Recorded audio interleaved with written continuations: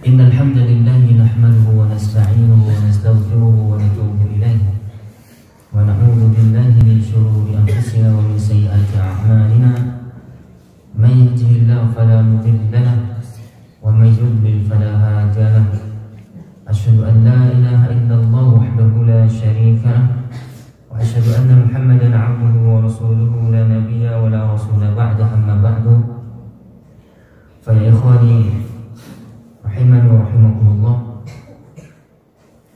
kembali Allah pertemukan kita di subuh yang mulia ini masih dalam agenda yang sama, yaitu bermajelis sejenak dalam kajian hadis, kajian rutinitas kita ba'da subuh,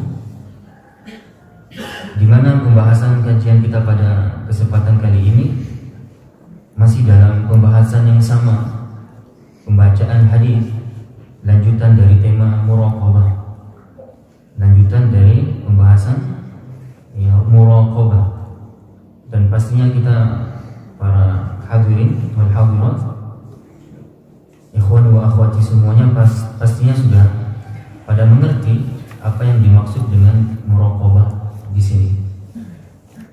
Dalam artian umum bahwa muraqabah itu adalah yaitu perasaan selalu hadirnya di dalam jiwa kita ataupun di hati kita itu selalu merasa diawasi oleh Allah Subhanahu wa taala.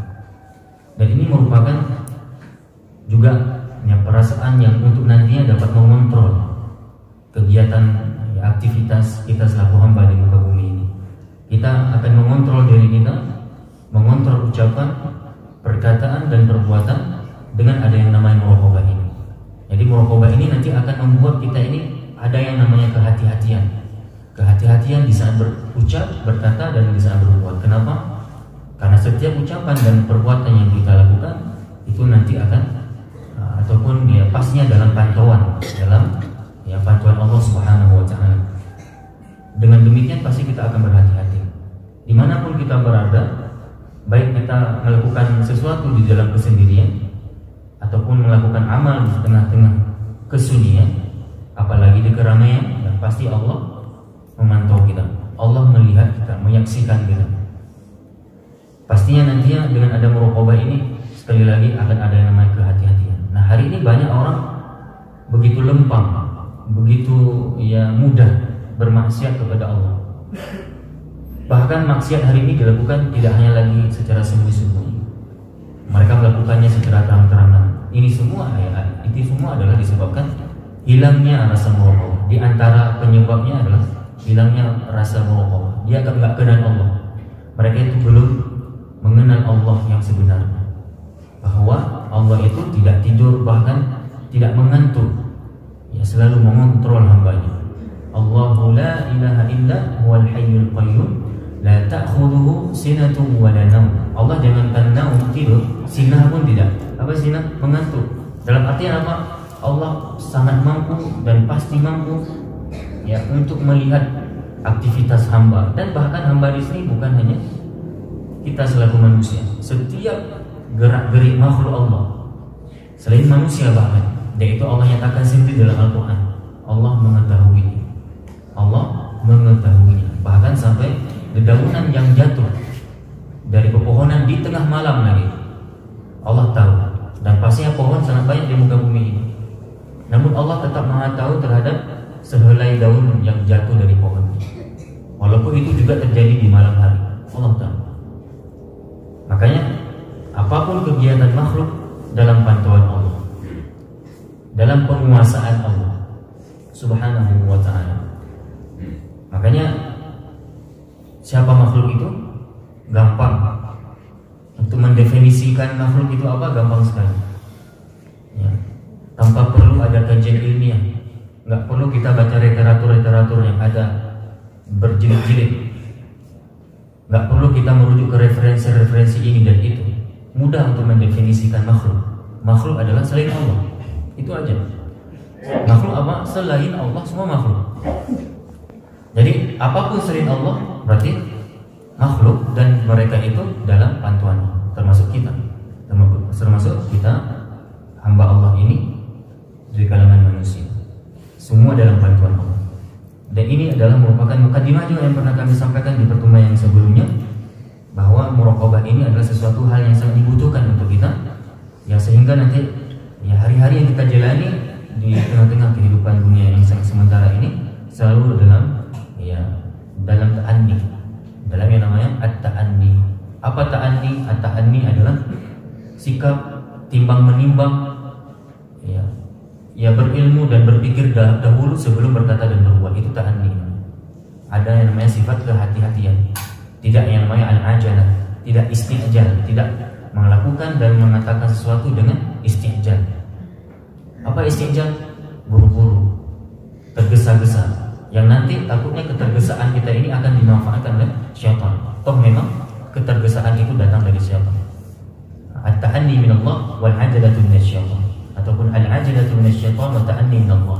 Sebagaimana yang telah disabdakan Rasulullah bahwa sifat kehati-hatian itu penuh pertimbangan sebelum berkata dan sebelum berbuat, itu merupakan sesuatu yang sangat disukai oleh Allah.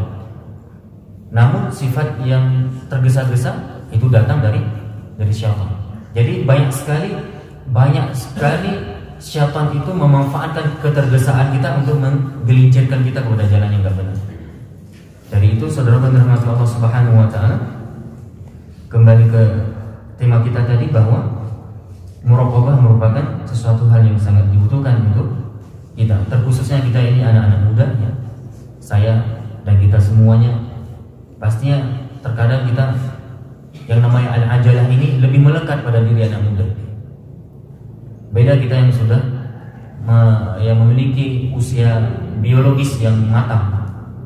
Usia biologis seperti umur 30 tahun ke atas itu sudah mulai mau matang, ya. Beda kalau orang anak muda seperti saya ini, seperti kita juga mungkin yang mayoriti hadir hari ini, lebih melekat terkadang namanya sifat al-ajalah, sifat ataupun sikap al-ajalah. Maka perlu ada kehati-hatian khusus bagi kita anak muda supaya nanti tidak tergelincir. Karena syaitan itu sangat senang memanfaatkan sikap dan sifat ketergesaan manusia. Bahwa manusia itu adalah memiliki sifat ketergesa-gesaan, ya. Ada dalam Al-Quran Allah sebutkan bahwa yang namanya manusia memang memiliki sifat ketergesa-gesaan. Nah, saudara pun dirahmati Allah Subhanahu wa taala, sama-sama pada kesempatan yang singkat ini kita coba lanjutkan pembacaan hadis masih dalam tema yang telah kami sebutkan barusan, yaitu tema muraqabah. Namun supaya ada kesinambungan dari apa yang akan kita sampaikan sesaat lagi, sama-sama kita coba perhatikan dua hadis yang sempat kami sampaikan di mukadimah pengajian subuh yang lalu, di mana Rasulullah SAW pada zamannya itu para sahabat terdidik dengan nilai-nilai muraqabah ini, dan itu diakui oleh yang namanya salah seorang sahabat seperti Anas bin Malik radhiyallahu anhu. Dalam pernyataannya, hadis ini dalam riwayat Al-Bukhari, innakum lata'maluna a'malan hiya adaqqu fi a'yunikum minasy-sya'r. Innakum lata'maluna a'malan hiya adaqqu fi a'yunikum minasy-sya'r. Sesungguhnya kalian akan mengerjakan beberapa perbuatan yang perbuatan-perbuatan itu di mata kalian hiya adaqqu fi a'yunikum minasy-sya'r. Kalian memandangnya itu lebih halus, lebih remeh daripada rambut kalian. Ya, lebih kecil kalian pandang lebih kecil daripada rambut kalian sendiri. Ini kata Anas bin Malik, bahwa akan datang suatu kaum yang mana kaum tersebut mereka itu ketika mengamalkan amalan yang padahal itu dia tahu bahwa amal itu dosa, namun dia masih juga menganggapnya itu remeh. Dosa itu mereka pandang dengan pandangan remeh, bahkan mereka memandangnya itu lebih kecil, seakan-akan daripada rambutnya sendiri. Begitu remehnya maksudnya orang itu ketika melakukan dosa nanti di akhir zaman. Apa pernyataan berikutnya dari Anas? Padahal kunna na'udduha ala ahdi Rasulillah sallallahu alaihi wasallam minal mubiqat. Padahal perkara-perkara yang kalian lakukan itu, dosa-dosa yang kalian amalkan itu di zaman kami, walaupun di zaman kalian itu kalian anggap kecil, tapi di zaman kami itu kami anggap itu perkara yang membahayakan kami, yang membuat kami risau. hari-hari tanpa bisa tidurnya gara-gara mikirin dosa tersebut. Begitulah kamu menyikapi dosa. Dosa kecil yang kalian anggap itu dosa besar yang kalian anggap kecil. Di zaman kami itu kami tetap menganggap itulah perkara besar. Itu maksudnya dari perkataan Anas bin Malik. Dan ini juga pernah dinyatakan oleh Ibnu Mas'ud radhiyallahu anhu, di mana beliau menyampaikan untuk mendeteksi bahwa kita ini memiliki hati yang kotor ataupun hati yang bersih. Bagaimana diantaranya? Kamu lihat indikasinya itu di saat kamu melakukan dosa. Kalau kamu melakukan dosa, yang kamu lakukan itu adalah dosa sebesar gunung, ya, namun kamu masih menganggap itu sebesar debu, berarti hatimu masih kotor. Jikalau kamu bisa melakukan dosa itu kamu lakukan hanya sekedar sebesar debu, namun perasaanmu sudah menganggap itu adalah sudah sebesar gunung, berarti itulah hatimu masih baik, masih bersih. Reaksi kita di saat melakukan dosa, ada gak gundah? Ada nggak sampai hati ini resah, gelisah gara-gara dosa tersebut? Karena memang sudah kepastian, sudah menjadi fitrah dari kehidupan dan dari jiwa manusia itu sendiri, ketika melakukan dosa pasti nggak tenang. Kan seperti itu kata Rasulullah ketika mendefinisikan al-ithmu. Al-ithmu apa? Al-ithmu mahaka fi sadrika wa qarihta ayat qali alaihin nas. Dosa adalah sesuatu perbuatan yang membuat hatimu berdebar-debar takut, bukan berdebar-debar karena kayak orang jatuh cinta kan, bukan berdebar-debar karena kayak orang apa gitu, enggak. Debar-debar di sini masih gelisah, gundah. Yang ini biasanya seperti itu, secara fitrah. Kalau memang bisa melakukan dosa juga tidak lagi hadir yang namanya kegundahan, berarti hati kita sudah qalbun mayyit. Mungkin hati kita sudah mati. Maka sekali lagi di antara hati kita masih bersih, ketika kita melakukan dosa, bagaimana reaksi hati kita? Takut enggak? Kalau nggak takut lagi, berarti hati kita dalam bermasalah. Kalau hati kita memang hadir rasa takut yang lebih bahkan, sampai kita nggak bisa makan enak, sampai nggak bisa tidur nyenyak gara-gara mikirin dosa tersebut, sampai-sampai kita harus meneteskan air mata kita di hadapan Allah, itu berarti hati kita masih bersih. Seperti sebagaimana yang telah dikatakan Ibnu Mas'ud apa? Ketika kamu melakukan dosa sebesar debu, tapi kamu menganggapnya sudah sebesar gunung, berarti itu hatinya bersih. Namun kalau sebaliknya, kalau kamu sudah melakukan dosa padahal dosa itu sudah sebesar gunung, namun kamu menganggapnya itu sebesar debu, hatimu dalam keadaan kotor. Ya ini. Kemudian begitulah juga nyambungnya pernyataan Ibnu Mas'ud dengan apa yang dinyatakan oleh Anas bin Malik tadi. Di mana Anas bin Malik tadi mengatakan apa? Akan ada suatu kaum yang melakukan amalan besar, amalan dosa besar, ya, yang mereka menganggap remeh, bahwa seakan-akan dosa itu adalah kecil dan lebih kecil dalam pandangan mereka daripada rambut mereka sendiri. Begitu remehnya maksudnya. Padahal itu di zaman Rasulullah, perkara-perkara yang kita lakukan hari ini merupakan perkara yang membawa kebinasaan ataupun yang menakutkan mereka. Kemudian dalam hadis Sahih Bukhari yang lain, Rasulullah SAW juga bersabda, "Innal mu'mina yara dhunubahu ka'annahu qa'idun tahta jabalin yakhafu an yaqa'a alayhi." Orang yang beriman, tidaklah dia dikatakan orang yang beriman, melainkan ketika dia melihat dosanya, dosa yang dia lakukan, yaitu bagaikan dia sedang duduk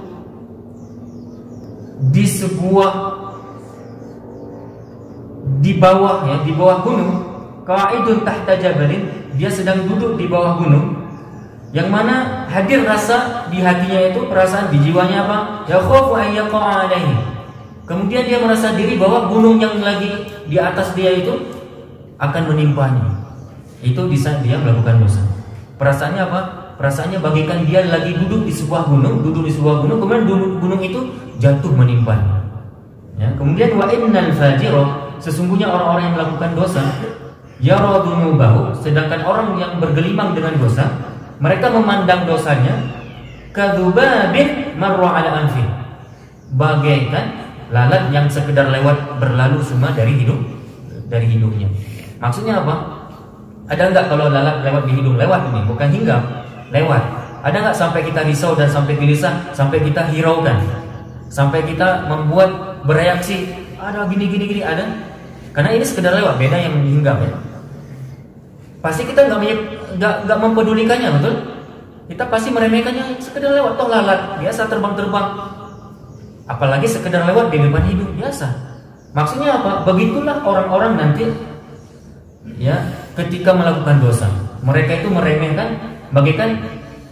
meremehkan seekor lalat yang sekedar lewat di depan hidungnya. Sedangkan orang yang beriman bagaimana tadi ketika melakukan dosa? Seakan-akan dia sedang berada di bawah gunung dan gunung itu akan jatuh menimpanya. Begitu takut maksudnya dia ketika melakukan dosa. Hadis ini terdapat dalam hadis Sahih Bukhari. Kemudian kita coba sampaikan satu hadis penutup dalam bab muraqabah ini, hadis ke-61, di mana hadis ini diriwayatkan oleh Abu Dzar, Jundub bin Junadah, wa Abi Abdurrahman Mu'ad bin Jabal radhiyallahu anhuma an Rasulillah sallallahu alaihi wasallam qala ittaqillaha haitsu ma kunta. Ini juga hadis yang dinukilkan oleh Imam An-Nawawi dalam kitabnya Riyadhus Shalihin ini. Ittaqillaha haitsu ma kunta. Bertakwalah kamu dimanapun kamu berada. Dimanapun kita berada, mau dalam masjid, mau di pasar, mau di perjalanan, bertakwa kita. Kita bertakwa di saat kita bekerja, ya, dimanapun, mau di pesawat, mau di kapal, mau di dalam mobil, mau di dalam kamar sendiri, kita tetap harus bertakwa. Karena hari ini kita udah masuk kamar masing-masing, udah nggak bertakwa lagi kan. Dengan satu HP kita bisa bermaksiat. Ya, nggak usah kita bermaksiat sampai ke pantai-pantai hari ini. Nggak perlu lagi orang bermaksiat sampai harus bersembunyi di dalam hutan. Orang bermaksiat bisa di rumah masing-masing di dalam kamar dengan bermodalkan satu benda yang dikatakan orang sih itu dajjal ya. Karena dia satu layar, matanya satu, nah gitu kan. Ada orang sampai ke situ, hulu saya pikir. Nah, namun ada benarnya juga ya. Ada benarnya maksudnya pengaruhnya ya. Pengaruh HP lebih besar mungkin hari ini pada dajjal nanti. Betul atau betul? Ini seandainya HP itu dajjal, ini sebelum dajjal keluar. Seandainya ini dajjal belum keluar. Bisa kita bayangkan begitu banyak orang, mau orang cerdas, mau orang awam, mau tunggu, mau ulama, mau ustadz, kayaknya tanpa kecuali hari ini yang nama manusia yang pakai HP pasti dia terikuti HP ini. Dia mengikuti HP.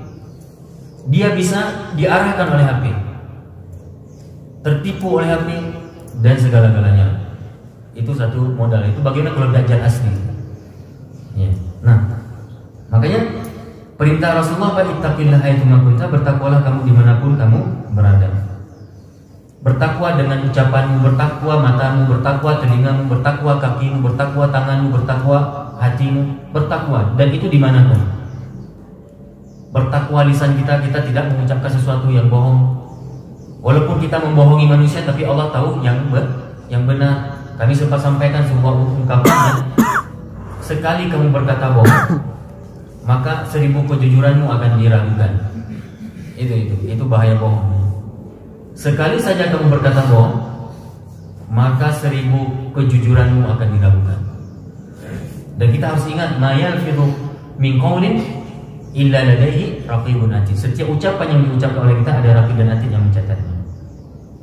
Ittaqillaha haitsu ma kunta wa atbi'is sayyi'atal hasanata tamhuha. Setelah Rasulullah memerintahkan kita untuk bertakwa dimanapun kita berada, hendaklah, kata Rasulullah, disambungan hadis, kamu ikuti perbuatan dosamu itu dengan kebaikan, karena kebaikan akan menghapus dosa. Nah, apa hubungannya dengan perintah sebelumnya coba? Coba kita perhatikan, ittaqillaha haitsu ma kunta, bertakwalah kamu dimanapun kamu berada, dan ikutilah, iringilah dosamu ataupun kesalahanmu dengan kebaikan supaya nanti kebaikan itu akan menghapus dosa. Apa nyambungnya? Setelah ittaqillaha haitsu ma kunta, Allah ingin katakan kepada kita, bagaimanapun kita berusaha untuk bertakwa pada Allah, untuk menjadi hamba yang betul-betul bertakwa, yang namanya orang bertakwa pasti juga tergelincir kadang-kadang. Ini maksudnya, yang namanya orang bertakwa pasti juga melakukan dosa, nggak ada kecuali. Ini maksudnya.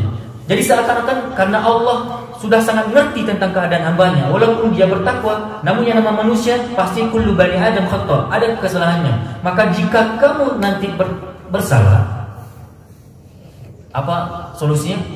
Kamu selalu iringi kesalahanmu itu dengan kebaikan supaya terhapus dosamu. Maka Teorinya apa? Orang baik bukan berarti orang nggak pernah berbuat salah. Orang baik itu bukan berarti orang tidak pernah berbuat salah. Orang soleh itu bukan berarti orang tidak pernah berbuat salah. Orang bahkan yang Allah masukkan ke surga nantinya, bahkan mereka adalah orang-orang yang pernah berbuat dosa sebelumnya. Makanya kaidah Al-Quran apa? Faman ya'mal mithqala dzarratin khairan yarah. Barang siapa yang apa? Barang siapa yang berat amal kebajikannya. Bahasa berat. Apa kata para ulama ketika menafsirkan ayat ini? Bahasa berat berarti bukan berarti tidak ada dosa. Dosanya ada tapi ringan. Apa maknanya? Berarti untuk masuk surga saja tidak ada yang sesempurna amalnya, enggak ada. Ini harus kita ketahui, jangan sampai kita berputus asa dengan dosa yang kita lakukan. Untuk masuk surga Allah tidak mintakan kita untuk 100 nilainya. Yang penting amal baik kita lebih berat daripada amal buruk. Maka bahasa Allah bukan yang masuk surga barang siapa yang amal solehnya nilainya 100, enggak ada. Barang siapa yang dia sudah sempurna amalnya, tidak. Tapi Allah bahasakan wa amma man thaqulat mawazinuhu fa amma man thaqulat mawazinuhu, barang siapa yang lebih berat amal baiknya fa huwa fi 'aishatin radiyah, maka dia akan mendapatkan kehidupan yang ridha, yaitu surga. Wa amma man khaffat, barang siapa yang lebih ringan amal baiknya. Lebih ringan amal baik berarti dia melakukan dosa lebih banyak. Amal baiknya ada tapi lebih ringan. Kenapa bahasa Allah tidak bahasakan barang siapa yang lebih berat dosanya? Coba, ini bahasa indah Quran. Allah nggak bahasakan itu. Padahal kan lebih cocok, lebih sesuai bahasa tegasnya gitu. Dan barang siapa yang lebih berat amal dosanya, tapi Allah bahasakan dengan bahasa yang lebih lembut. Barang siapa yang lebih ringan amal baiknya. Apa maknanya? Apa makna? Makna dari bahasa Allah, barang siapa yang lebih ringan amal baiknya. Kan lebih baik dong dosa, tapi Allah nggak bahasakan itu gitu. Sebagai bentuk kasih sayangnya Allah kepada kita, biar kita ini kembali kepada Allah untuk bertobat. Ini bahasa Quran. Kemudian ittaqillah haitsu ma kunta wa atbi sayyi'atul hasanata tamhuha wa khaliqin nasa bi khuluqin hasan. Kemudian di sini Allah perintahkan atau Rasulullah perintahkan, dan hendaklah kita bergaul, berkehidupan ya dengan manusia dengan kehidupan yang baik ataupun berakhlak yang baik. Manusia di sini siapa? Banyak. Bukannya teman, orang tua, teman, guru, ya saudara dan lain sebagainya, itu manusia. Nah, siapapun yang nama manusia, kita harus bersikap baik dengan mereka, berperilaku baik dengan manusia. Ya ini. Para ulama mengatakan sebagai penutup, ya dalam kesimpulan hadis ini mencakup dua hal yang sangat penting menjadi asas dalam berkehidupan. Apa itu? Hablum minallah, hablum minannas. Satu hadis yang sama, Allah ngajak kita, Rasulullah ngajak kita untuk berhablum minallah. Itu ittaqillah haitsu ma kunta. Kemudian wa khaliqin nas bi khuluqin hasan. Jadi dua ini ada siratan makna apa? Ittaqillah haitsu ma kunta berarti ini vertikal. Kalau wa khaliqin nas bi khuluqin hasan berarti horizontal, berarti hablum minannas. Kalau manusia sudah yang mengokohkan dua ini baru dikatakan dia orang yang bertakwa. Wallahu a'lam bishawab. Ini dulu yang dapat kami sampaikan pada kesempatan kali ini. Mudah-mudahan ada manfaatnya. Kita padai dengan doa kafaratul majlis. Subhanakallahumma wa bihamdika asyhadu an la ilaha illa anta astaghfiruka wa atubu ilaik. Assalamualaikum warahmatullahi wabarakatuh.